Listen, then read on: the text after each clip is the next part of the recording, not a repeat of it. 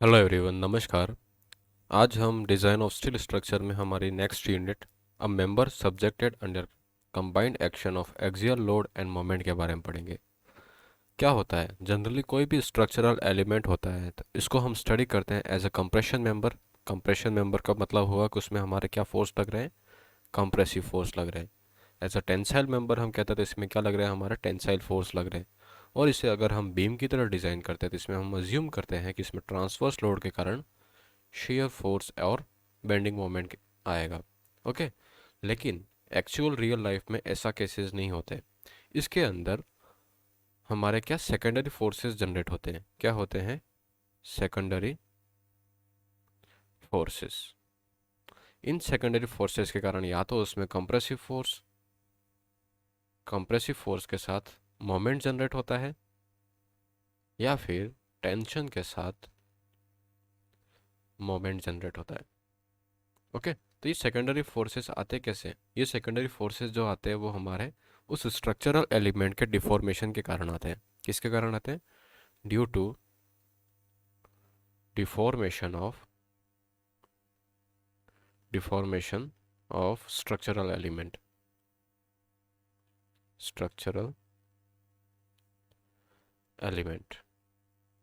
इसके कारण हमारे क्या आते हैं, इसके अंदर सेकेंडरी स्ट्रेसेस आते हैं। ओके, तो इस सेकेंडरी स्ट्रेसेस के कारण इसमें मोमेंट जनरेट होता है। तो एक्चुअल केस ऐसा है तो हमारे डिज़ाइन भी हमें किस इसी तरह से करनी पड़ेगी। तो हमें combined action of axial load and moment के बारे में पढ़ना पड़ता है।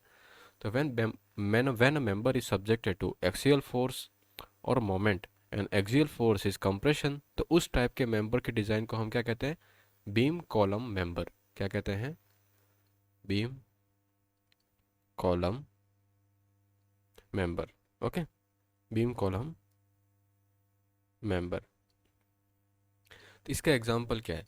इसका एग्जांपल है सिंपली हमारा, जैसे कोई गेंट्री गर्डर होता है। गेंट्री गर्डर मतलब इंडस्ट्रियल बिल्डिंग है जिसमें यहाँ पे हमारे क्या, ये गेंट्री बीम है। ओके, यहाँ पे क्रेन है, वो इस हुक के अबाउट क्या होती है, इस स्पान से यहाँ तक मूव करती है। ये जो गर्डर है वो हमारा किसी कॉलम के ऊपर सब्जेक्टेड है। ओके, ये यहाँ पे इस कॉलम के ऊपर क्या है, रेस्ट कर रहा है। राइट, यहाँ पे ये कॉलम के ऊपर क्या लगाएगा, एक एक्सियल फोर्स लगाएगा। राइट, यहाँ पे जो भी लोड ये बियर करेगा उसका कुछ ना कुछ कंपोनेंट एक्सियल फोर्स में इसके ऊपर आएगा, और कुछ फोर्सेस एक्सियल यहाँ पे आएंगे। लेकिन गेंट्री गर्डर के ऊपर जो फोर्स कहाँ लग रहा है, हमारा यहाँ पे लग रहा है, एट अ डिस्टेंस वॉट ए। इतने डिस्टेंस पे लग रहा था, यहाँ पे एक मोमेंट जनरेट होगा। इस मोमेंट को भी इसे रजिस्ट करना पड़ेगा। तो ये कॉलम जो है सिंपली एक्सियल कॉलम की तरह बिहेव नहीं करता है। और ये कैसा बिहेव करता है? Axial compression plus bending. Okay, तो ये एक्सियल कंप्रेशन प्लस बेंडिंग की तरह बिहेव करता है। तो इसलिए हमें इसे सिर्फ एक्सियल कंप्रेशन मेंबर की तरह डिज़ाइन ना करके combined action of compression and bending के लिए डिज़ाइन करना पड़ता है। दूसरा केस हम जैसे देखते हैं कि हमारा कोई फ्रेम स्ट्रक्चर है, जैसे पोर्टल फ्रेम है। ओके, इस पोर्टल फ्रेम पे अनसिमेट्रिक लोडिंग है। अनसिमेट्रिक लोडिंग का मतलब क्या है? अगर फ्रेम जो है इसका मॉडुलस ऑफ फ्लेक्सुरल मॉडुलस जो होता है ई आई, वो थ्रू आउट द बीम और फ्रेम हमारा क्या है, कांस्टेंट है। क्या है? कांस्टेंट है। और उसकी जो लोडिंग भी है वो कैसी है, सिमेट्रिक है। ओके, तो सिमेट्रिक लोडिंग के कारण इसमें कोई भी लेटरल डिफॉर्मेशंस नहीं आते। लेकिन अगर यहीं पे हमारा बीम की अगर ज्योमेट्री तो सिमेट्रिक है, लेकिन जो लोडिंग है वो अनसिमेट्रिक है। अगर ये पी लोड जो है वो यहाँ सेंटर पे ना लग के कहीं यहाँ पे लगता। ओके, यहाँ पे लगने के कारण क्या है कि इस लोडिंग के जो फोर्सेस का डिस्ट्रीब्यूशन होगा वो क्या होगा, अनसिमेट्रिक होगा। तो ये जो फ्रेम है वो लेटरली क्या कर जाएगी, स्वे कर जाएगी। स्वे मतलब इस तरह से टिल्ट हो जाएगी, इस तरह से टिल्ट हो जाएगी। जब ये बीम इस तरह से टिल्ट हो रही है तो ये हमारा क्या है, एक कॉलम की तरफ बिहेव कर रहा है, एज अ कंप्रेशन मेंबर है। तो यहाँ पे जब एक कॉलम की तरफ बिहेव कर रहा है तो इसमें तो आएगा तो क्या, कंप्रेसिव फोर्स ही आना चाहिए। जैसे यहाँ पे पी फोर्स लग रहा है तो पी का कोई प्रोपोर्शन आएगा, पी डैश। ओके, लेकिन यहाँ पे अनबैलेंस फोर्स के कारण यहाँ पे कुछ मोमेंट क्रिएट हुआ, इस मोमेंट के कारण ये बीम कैसे ऐसे बेंट हो गई है। अगर ये मोमेंट नहीं होता तो ये सीधा का सीधा यहाँ पे इतनी लेंथ है तो ये इतनी लेंथ है कंप्रेस ही होता।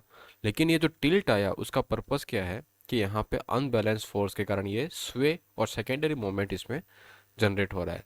तो हमें इस तरह के कॉलम को भी क्या है, अनसिमेट्रिक लोडिंग या अनसिमेट्रिक फ्रेम कॉलम को भी हमें एज अ कंबाइंड लोड के लिए डिज़ाइन करना पड़ता है। तो ये हमारे कुछ एग्जांपल्स हो गए जिसके लिए हम बीम कॉलम मेथड को यूज़ करते हैं। ओके, तो फिर सबसे पहले हम देखते हैं बीम कॉलम मेथड को डिज़ाइन करने के लिए सबसे पहले हमारा जॉइंट कैसा है। ओके, तो जॉइंट हमारे जो होते हैं वो स्टीफन है, अनस्टीफन है, ये कैसा है। ओके, जैसे ये हमारा क्या है, कॉलम है।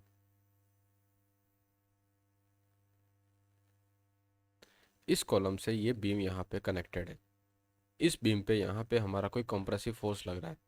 इस कंप्रेसिव फोर्स को जब ये बियर करेगा तो यहाँ पे ये फोर्स यहाँ पे ऐसे ट्रांसफ़र हो जाएगा, और ये अगर ए डिस्टेंस पे है, ये लोड पी है, तो यहाँ पे एक मोमेंट भी हम डिस्ट्रीब्यूट कर देंगे।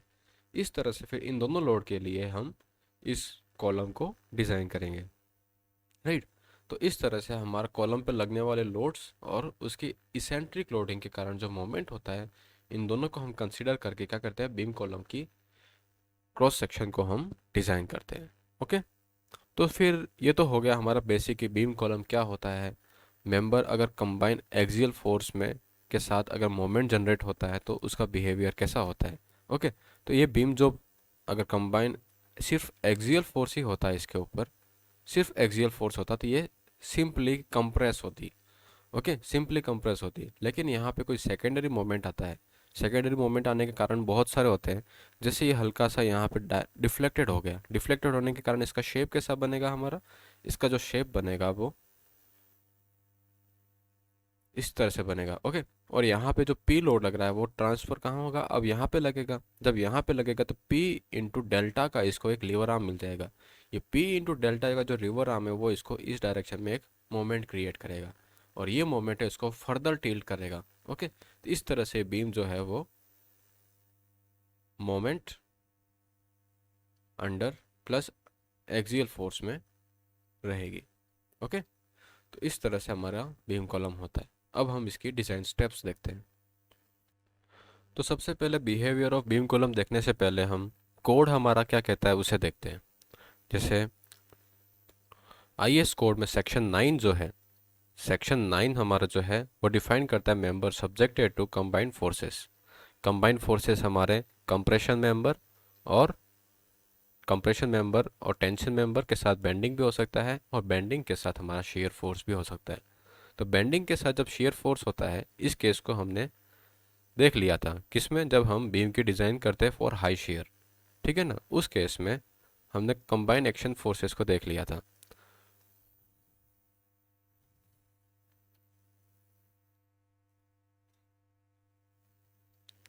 ओके, तो यहाँ पे हमारा है हाई शेयर के से प्लास्टिक कॉम्पैक्ट सेक्शन के लिए हम एम की वैल्यू कैसे निकालते थे, M D minus beta into M D minus M F D less than equal to 1.2 times of Z E F I M zero.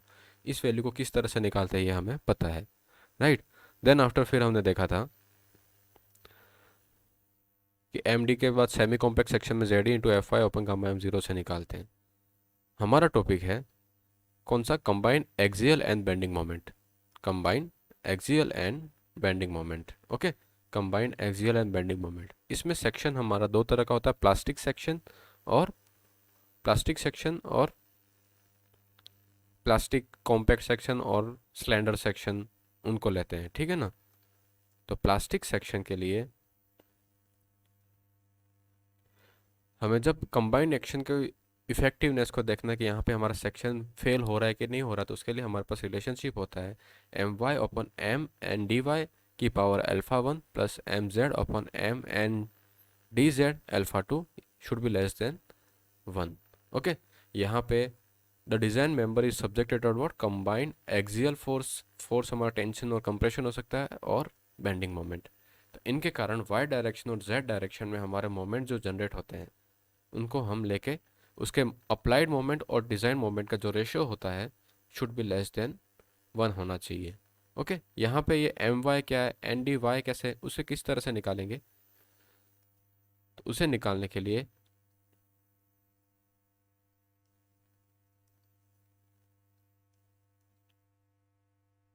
Hmm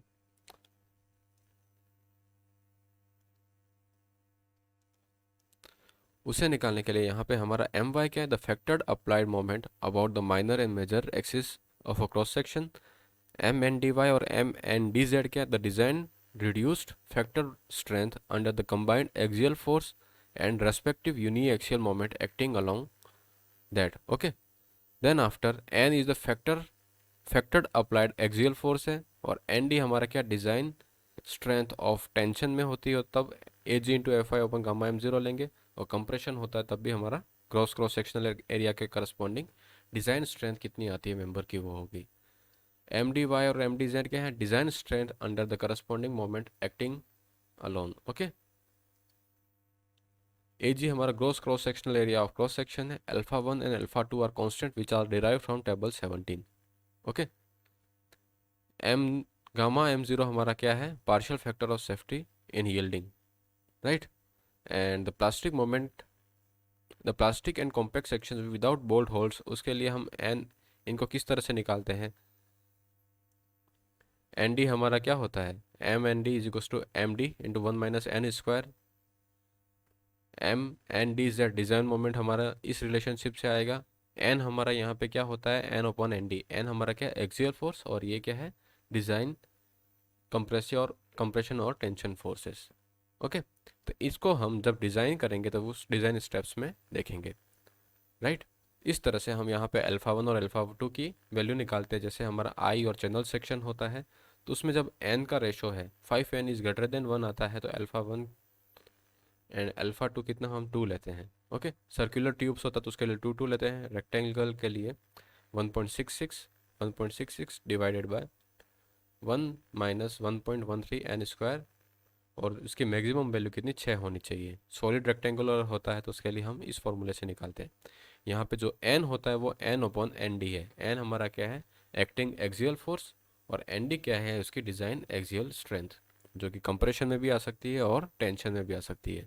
compression में होगी तो हमारी कितनी होती है, मतलब एन डी की वैल्यू कितनी होती है, N D is equal to what, A G into F Y upon gamma M zero. Okay, तो ये हमारा एन डी है, और एन जो है वो एक्सियल फोर्स पे कितना आ रहा है वो हम निकालेंगे, राइट। देन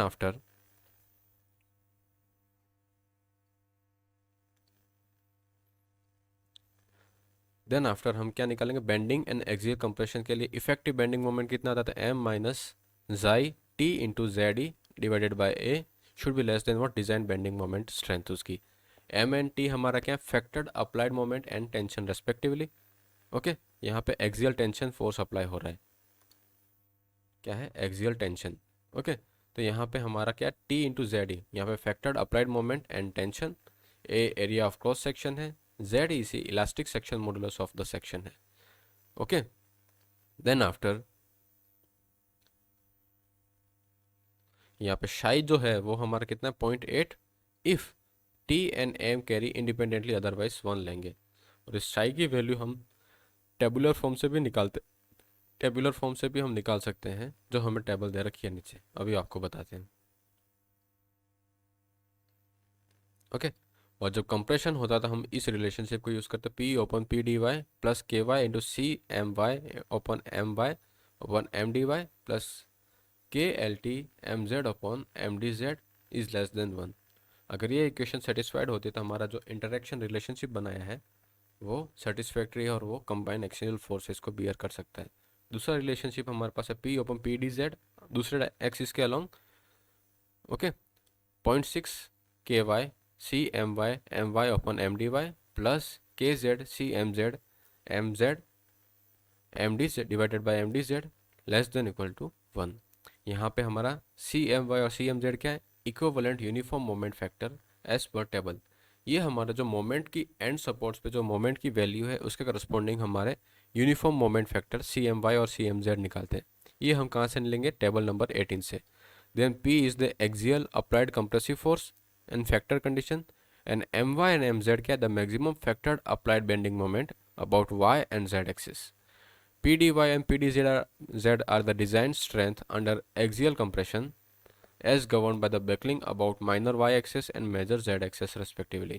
ओके, और इनकी वैल्यू हमने फाइंड आउट कैसे करते हैं, जब सिर्फ हमारा एक्सियल फोर्स लगता है तब डिज़ाइन स्ट्रेंथ कितनी आती है, सिर्फ बेंडिंग मोमेंट हो तो डिज़ाइन बेंडिंग मोमेंट की वैल्यू कैसे निकालते हैं, ये सब हमें पता है.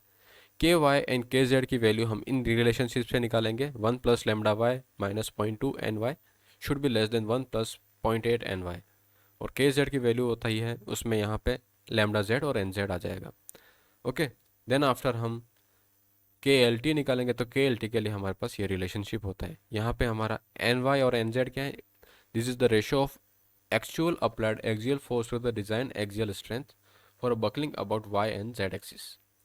CMLT is the equivalent uniform moment factor for a lateral torsional buckling as per table 18. Okay, अब हम टेबल 18 देख ही लेते हैं. ये है हमारी टेबल 18. इस टेबल 18 में हमारे इस बीम के या फिर इस कॉलम के ऊपर अलग अलग यहाँ पे m है और यहाँ पे जाई m मोमेंट लग रहा है. यहाँ पे जाई की वैल्यू -1 से 1 तक वेरी करती है तो उसके करस्पॉन्डिंग हमारी यूनिफॉर्म लोडिंग है या फिर कॉन्सेंट्रेटेड लोडिंग है, उसके करस्पॉन्डिंग हम CMY, CMZ और CMLT की वैल्यू निकालेंगे. ओके, जब हमारा मोमेंट डिस्ट्रीब्यूशन डायग्राम कुछ इस तरह से आता है, ओके, तो इस तरह से जब मोमेंट डिस्ट्रीब्यूशन आता है तो उसके हिसाब से फिर इन रेंजेस में जब हमारा शाई की वैल्यू -1 से 1 के बीच में है और अल्फा की वैल्यू 0 से 1 के बीच में है तो यूनिफॉर्म लोडिंग के लिए हमारे इन सी पैरामीटर की वैल्यू ये हो जाएगी और कंसनट्रेटेड लोडिंग के लिए ये हो जाएगी. इन वैल्यू को किस तरह से निकालेंगे जब हम एग्जाम्पल सोल्व करेंगे उसमें देखेंगे. CMY, CMZ and CMLT, ZZ in axis के अबाउट हमारा मोमेंट की कंडीशंस होती है. ओके, तो ये होता है हमारा कोडल प्रोविजन हमारा कंबाइंड एक्सियल लोडिंग के लिए क्या कहता है. अब हम देखते हैं कि जब हमारा मेंबर कंबाइंड एक्सियल कंप्रेशन और बेंडिंग मोमेंट में हो तो उसकी डिज़ाइन स्टेप्स क्या होती है. Okay, design procedure. Design procedure.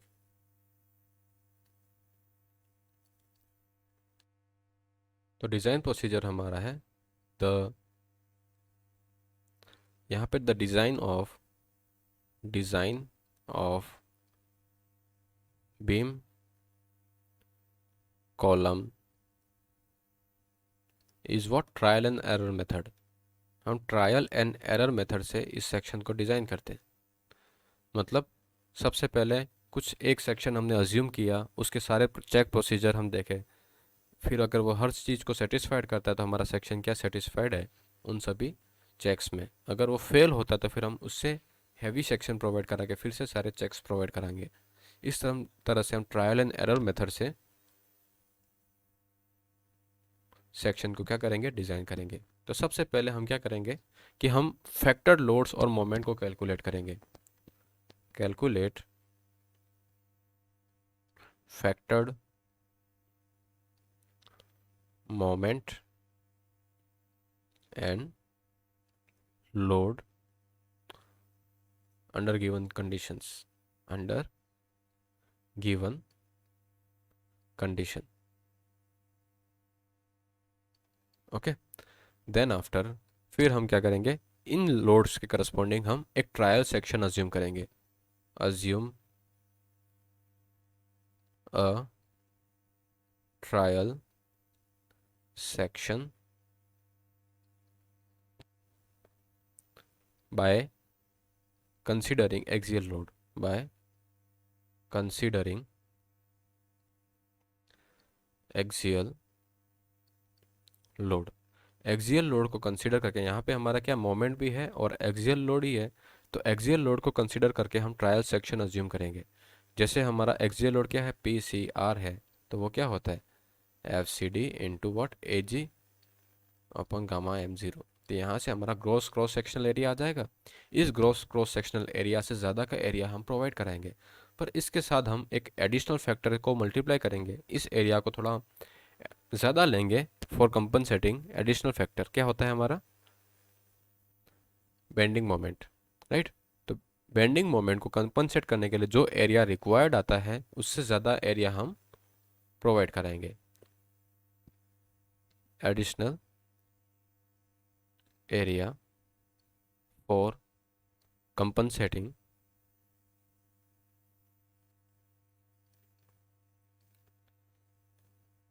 Secondary bending और bending moment. Okay, bending moment.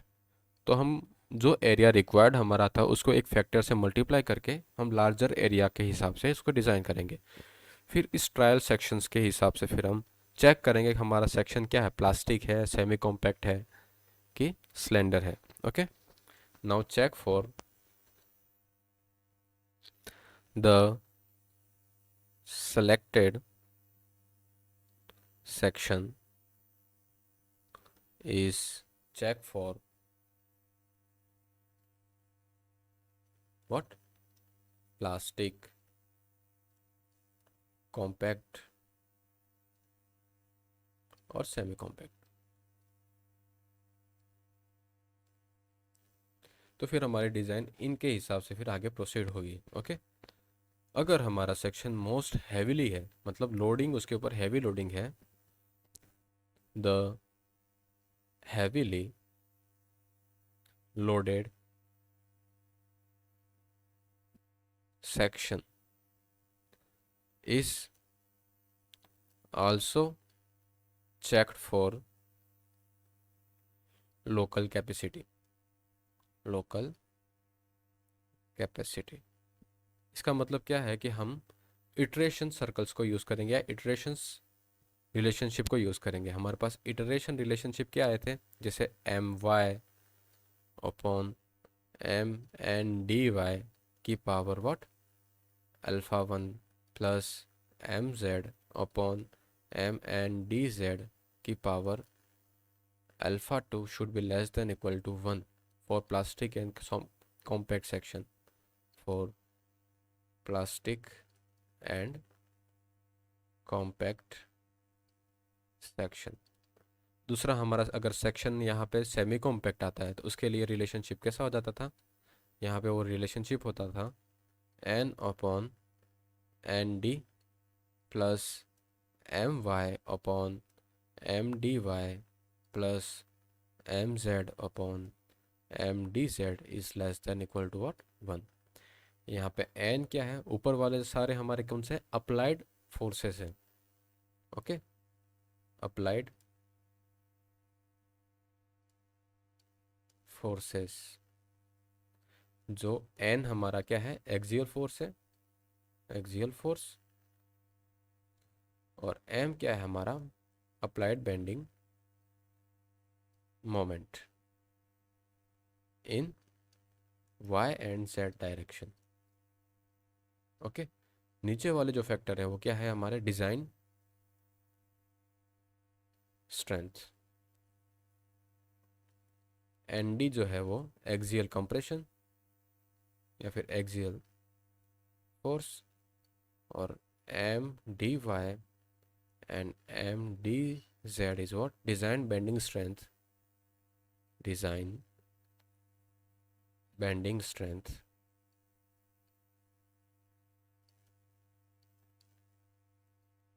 In Y and Z direction. Okay, इस तरह से हम सेक्शन हमारा हैवीली लोडिंग में कंबाइन एक्शन फोर्सेस में सेफ है कि नहीं है ये हम चेक करेंगे। फिर हम एक और चेक प्रोवाइड कराएंगे under step 6, the member is checked for buckling resistance in compression. The member is checked for buckling resistance in compression।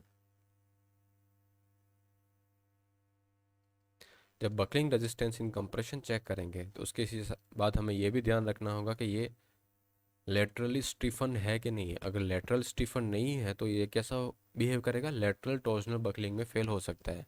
Okay, it might fail in lateral torsional buckling। तो उसके हिसाब से हमें क्रिटिकल मोमेंट कैरिंग कैपेसिटी इसकी निकालनी पड़ेगी, जिसे हम एम सी आर से रिप्रेजेंट करते हैं। एम सी आर हमारा क्या होता है, beta B into Z P into what F C R B. F C R B की वैल्यू हमें कोड में पता है क्या होती है, F C R B is equal to what 1.1 pi square E. ये रिलेशनशिप हमने देखा भी है, ऑफन L L T upon what R Y का square into under root pi square E I Y divided by K L का square into what G I T plus, और इसको यहाँ पे ये भी लिख सकते हैं मॉडिफाई करके,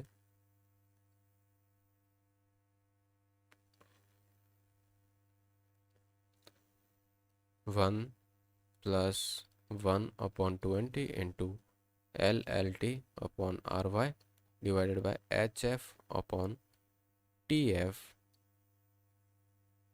का स्क्वायर। इस तरह से हम एफ सी आर बी निकालते थे, और एफ सी आर बी से हमारा critical moment carrying capacity under lateral torsional buckling आती थी। जो अप्लाइड मोमेंट है वो इससे हमारा क्या होना चाहिए, कम होना चाहिए इन बोथ डायरेक्शन। अगर ऐसा है तो हमारा beam under buckling resistance capacity के अंडर ही है। ओके, फिर हम इसे चेक करेंगे।